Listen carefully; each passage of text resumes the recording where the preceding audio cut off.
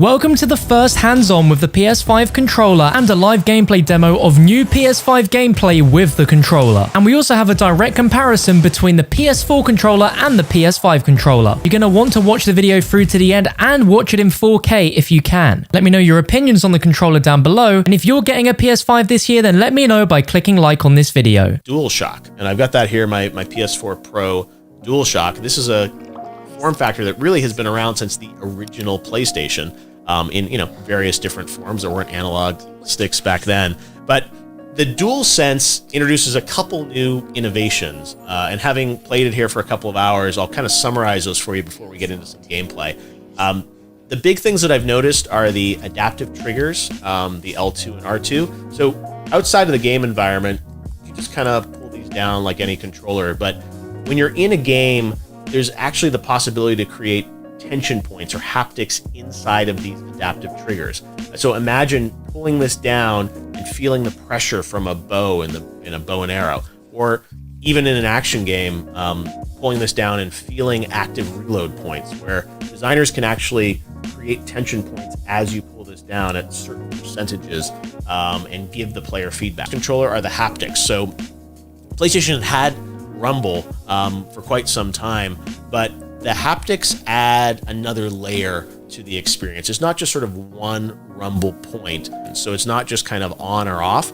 There's the ability to create other sensations. As you'll see in this demo I'm going to show you of Astrobot's Playroom, you'll see what ice feels like, what sand feels like, and different surfaces. The other thing that I've noticed is that the speaker in the DualSense, it feels like it has much more range than the PlayStation 4 speaker, and it often directly ties into what's happening with the haptics. At least in Astro's Playroom, there's much more variety in the types of sounds coming out of the speaker. And I'm sure every game will use it differently or may not use it as much, but at least in this demo, you really do sense that there's a lot going on with the haptics and there's sound that ties into it.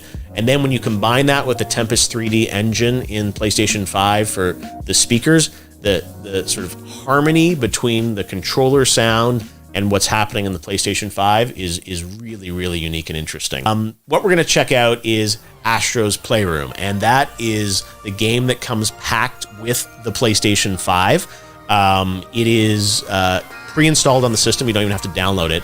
And it's not just like a tutorial demo of 15 minutes. It's a multi-hour game. We're going to get to play one section of it today. And I think the reason we're playing this is because it comes with the system and it really showcases the controller. So, of course, everyone wants to see what Horizon Forbidden West looks like on the system, and this is a demo that is focused, I think, more on the controller and the haptics and the adaptive triggers versus trying to showcase the power of the SSD or the true graphics horsepower of PS5. So that's all stuff we can look forward to. We've seen those games at the event, and they look spectacular. So that's another aspect of PS5 that I'm sure hopefully we'll get to see more of in the coming weeks. But at least right now, we're going to look at the controller and how that relates to gameplay with Astro's Playroom. So let's call it up here and go hands-on live with PS5. So you can even hear the sound of my bot walking around. So full 6 degrees of motion as always. Looks like I'm going to have to flick up here on the pad to release my bot. And we are in CPU Plaza. The thing about this game, as you will see in this demo, there are a lot of references to the history of PlayStation. So Cooling Springs is the area that is open on Jeff's demo of this game. And we are going to jump in here and just go through this experience with the bot. All right, so we're on the beach here. There are beach balls you can play around with. There are some bots enjoying life, sunning themselves. Bot on vacation here. Should I disrupt them? Let's do it. How rude of me, right? And then we're going to head on over here into this sandstorm created by, I guess, these CPU fans.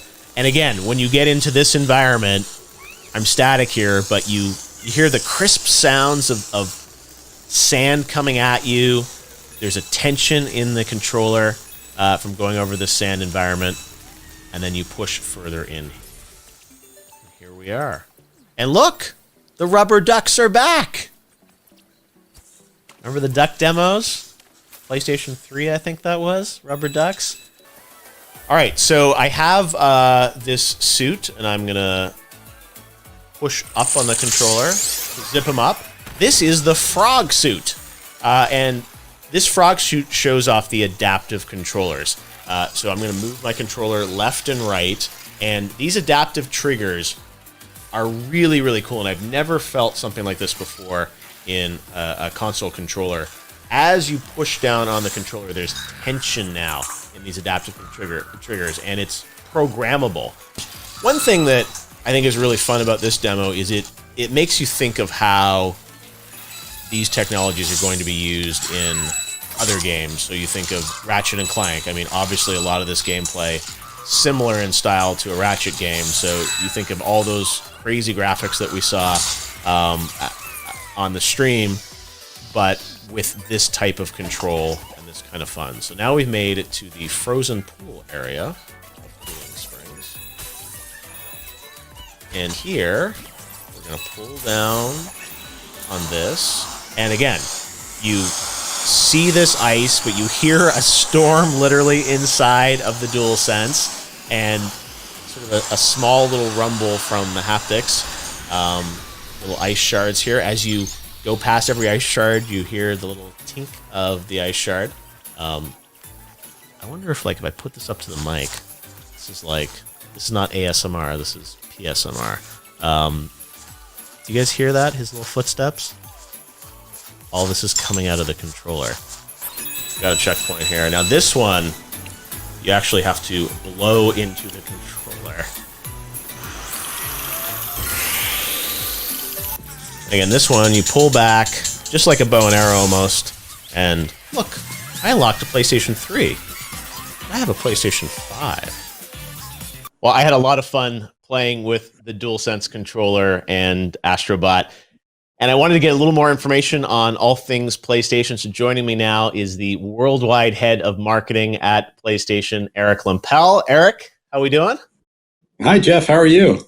I'm doing pretty good. I got to go hands-on with PS5, which was a nice surprise this week. I was not expecting it, but you guys are full of surprises for PS5, it looks like.